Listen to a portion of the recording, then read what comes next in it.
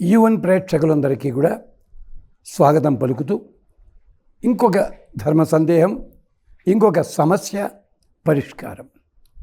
అయ్యా, మేము వ్యాపారం చేస్తున్నాం, ఆ వ్యాపారంలో తగిన లాభాలు రావటం లేదు మాకు, దీనికి ఏమన్నా మంత్రం చెప్తారా?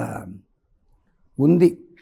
మంత్రానికంటే ముందు ఒక్కసారి మీరు చేయాల్సిన పని ఏమిటంటే, మీరు చేస్తున్న వ్యాపారాన్ని ఓ పేపర్ మీద హెడ్డింగ్లా పెట్టుకోండి. ఆ వ్యాపారంలో ఎలాంటి ఉంటాయో అలాంటి విషయాల్ని 1, 2, 3, 4, 5 అని చెప్పి రాసుకోండి. మీరు దేంట్లో దెబ్బతింటున్నారో ఆ పాయింట్కి క్రాస్ మార్క్ పెట్టండి, ఉన్న వాటికి టిక్ పెట్టుకోండి. అంటే మీ వ్యాపారంలో మీకు తెలియకుండా ఏ లోపాలు ఉన్నాయో తెలుస్తుంది. ఇది మొదటిది, మానసిక స్థైర్యం. ఇక రెండవది, చాలాసార్లు మీరు చూడొచ్చును, షాపుల్లోనూ గ్లాసులో నీళ్లు, నిమ్మకాయ ఉంటుంది. దేనికోసమో తెలుసునా? అంటే ఏమిటి, నరదృష్టి వగైరా ఉంటే వ్యాపారం నాశనం అవుతుందేమో అని చెప్పి అది విశేషం. అది ఇప్పుడు మీ పరిష్కారం చెప్తాను. దానికోసం వ్యాపారం బాగా సాగాలి. శంకరాచార్యుల వారు మన కోసం అని చెప్పి అద్భుతమైన స్తోత్రం ఒకటి ఇచ్చారు. అదేమిటి? కనకధారాస్తవం. అది ఒక్కొక్కళ్ళు 15 శ్లోకాలు, 18 శ్లోకాలు, 22 ఇలా చెప్తున్నారు. మంచిదే, మీరు ఏది తీసుకున్నా మంచిదే, తీసుకోండి. ఎంచేతంటే కొన్ని చేర్చిన శ్లోకాలు ఉంటాయి. ఆ కనకధారాస్తవాన్ని రోజు కూడా 3 సార్లు చదవండి. 3 సార్లు చదివి లక్ష్మీ అమ్మవారికి ఆరాధన చేసి, లక్ష్మీ అమ్మవారే కాదు, లక్ష్మీనారాయణులు గుర్తుపెట్టుకోండి. పార్వతీ అమ్మవారికే సేవలు చేస్తున్నారు ఈ మధ్యని. పార్వతి పరమేశ్వరులు ఉండాలి. అలాగే వినాయకుడిని కూర్చోబెడితే సిద్ధి బుద్ధి ఉండాలి. ఇద్దరినీ కలిపి మాత్రమే సేవించాలి. ఇది పురాణాలన్నీ చెప్తున్న ఆధునికులైన వాళ్ళు అటు దేవుణ్ణే కానీ ఇటు దేవతని కానీ విడిగానే ఆరాధన చేస్తారు. ఇంతకీ చెప్పొచ్చేది, అక్కడ ఆ పని చేసి చక్కగాను ఏం చేయాలి? కనకధారాస్తవం చదివేటప్పుడు అమ్మవారికే ప్రార్థన చేస్తున్న అయ్యవారి చిత్రపటం కూడా పక్కనే ఉండాలి. ఇది ఇళ్లలో జరిగేదే కదా. అమ్మ వల్ల పని కావాలి, నాన్న పక్కన ఉంటాడు, అమ్మని అడిగితే తను నాన్న ద్వారా చేయించి పెడుతుంది. ఇలాగే ఉంటుంది. కనకధారాస్తవం చదవండి.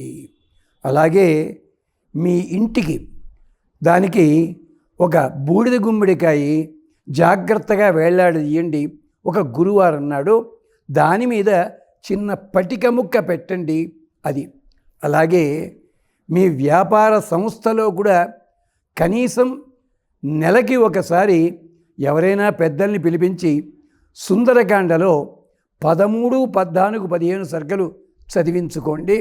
వారికి ఎలాగైనా ఇచ్చుకోండి, పర్వాలేదు. లేదా మీరే చదువుకోవచ్చు, ఆ పనైనా చేయొచ్చు. ఇప్పుడు ఒక మాట చెప్తాను. దీనికి ఏమిటంటే, ఓం నమో భగవతే కూర్మరాజాయ మందరధారకాయ సర్వదోషాన్ వారయ వారయ. బంగారం దుకాణం, వెండి దుకాణాలు ఉంటాయి కదా. వెండి దుకాణానికి వెళ్ళి అక్కడ తాబేలు బొమ్మ దొరుకుతుంది, చిన్నది. అంటే మళ్ళీ చెప్పాను కదా, 1.5 ఇంచి 2 ఇంచెస్ లోపలే చిన్నది. అంటే వేళ్ల మధ్య ఇంత సరిపోతుందన్నమాట. అలాంటి దాన్ని తీసుకుని ఒక వెండి గిన్నెలో పాలు పోసి ఇది దాంట్లో పోయండి. పోసి ఆ రూపానికి ప్రార్థన చెయ్యండి. ఎలాగా?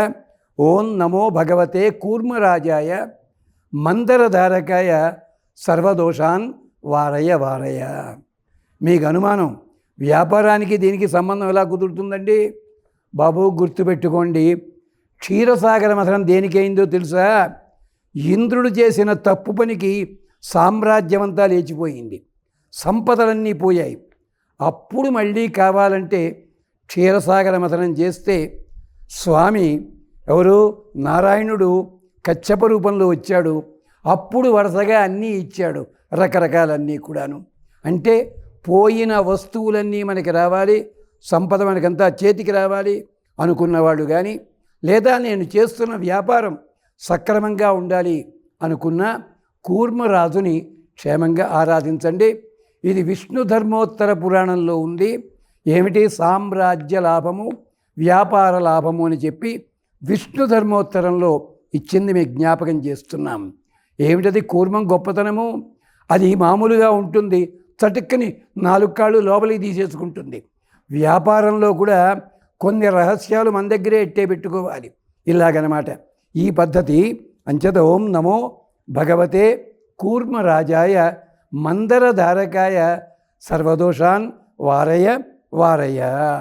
సర్వాన్ దోషాన్ వారయ వారయ. ఆ చిలుకుతో అంటే విషం వచ్చింది, దోషం పోగొట్టాలి. ఎవరు తీసుకున్నారు? సదాశివుల వారు తీసుకున్నాడు దాన్ని. అలాగే మిగిలిన రకరకాల వస్తువులు వచ్చాయి, ఒక్కొక్కళ్ళు ఒక్కొక్కటి పట్టుకెళ్ళారు. అలాగే ఇంద్రుడికి సామ్రాజ్యం వచ్చింది, స్వామివారికి లక్ష్మీదేవి వచ్చింది. అంటే వ్యాపారం అన్నది, వ్యాపార శబ్దానికి అర్థం ఏమిటి? వి అపార అంటే హద్దు లేకుండా అందరికీ కూడా సహాయం చేసేలాంటి స్థితి విశేషముగా ఉండుట. కొన్ని పదాలకి ఋగ్వేదం చాలా బాగా చెప్తుంది. అది వ్యాపారము. మామూలు మాటల్లో మన ప్రవర్తన. వ్యాపారం అంటే బిజినెస్ అనుకుంటాం పాపం, ఇంతే. కానీ దీనికోసం క్షీరసాగర మథన వేళ ఆ కూర్మాన్ని మనం చూసాం కదా, అది తెచ్చుకోండి. ఆ కూర్మానికి ఏం చేయాలి? ముందుగానే పాలల్లో పెట్టకండి, దాన్ని చిన్న ప్లేట్లో పెట్టి 3 సార్లు పసుపు, 3 సార్లు కుంకం, 3 సార్లు గంధము, ఆ తర్వాత అది జాగ్రత్తగా తీసి కాస్త పాలతో అభిషేకం చేయండి, అలాగే తేనెతో అభిషేకం చేయండి, అలాగే నేతితో అభిషేకం చేయండి. అప్పుడు కడిగేసి అప్పుడు మళ్ళీ కుంకం బొట్టు పెట్టి ఆ గిన్నె లోపల పాలు ఉన్నాయి కదా దాంట్లో పెట్టండి. దీనికి మూలం చెప్తే గుండె ఆగిపోతుంది జనాలకి. వెనకటి రోజుల్లో 1 ఎకరం స్థలం లోపల ఓ గొయ్యి తవ్వి ఆ గోతిలో నిజంగడి తాబేలు పెట్టి నేను చెప్పిన పూజ అంతా చేస్తేట అది ఏడాది పాటు చేయాలి, ఫలితం వస్తుంది. అప్పుడు ఆ భూమి అంతా దానం చేయమన్నాడు అక్కడ. అదంతా చేస్తే మన కొంపలు అంటుకుంటాయి, మనం చెయ్యలేము. అందుకని ఇది శుభం. ఇది ఎవరు చెప్పారు? నారదుడే చెప్పాడు స్వయంగా. ఇది విష్ణు ధర్మోత్తర పురాణంలో దీనికి ఆధారం ఉంది. అది గమనించండి.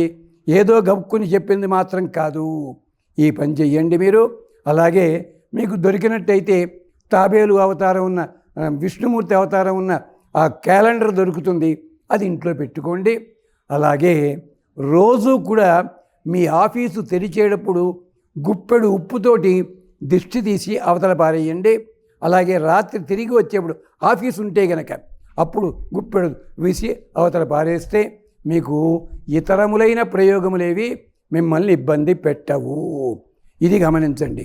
ట్యాక్సీ డ్రైవర్ అనుకోండి, పొద్దున్న లేచిన తర్వాత బయలుదేరే ముందు ఓ చిటికెడు ఉప్పు దిష్టి తీసేయడం, మళ్ళీ రాత్రి తిరిగి వచ్చే వ్యాపారం అది క్షేమం కలుగుతుంది వాళ్ళకి. ఇది పద్ధతి. కొత్త పద్ధతి లోపల విష్ణుధర్మం చెప్పింది కనుక అది చెప్పుకోవడం జరిగింది. తరువాత ఈ కార్యక్రమం అయిన తర్వాత ఆ కూర్మ విగ్రహాన్ని ఇంట్లో అట్టే పెట్టుకోవచ్చు, లేదా మేము రోజు చేయలేమంటే ఎక్కడైనా పెద్దలైన వారు పూజ చేసుకునే వాళ్ళు ఉంటే వాళ్ళకి సమర్పించండి, లేదా దేవాలయంలో సమర్పించండి. అంతే తప్ప సెకండ్ హ్యాండ్గా అమ్మిపారేయకండి దయచేసి.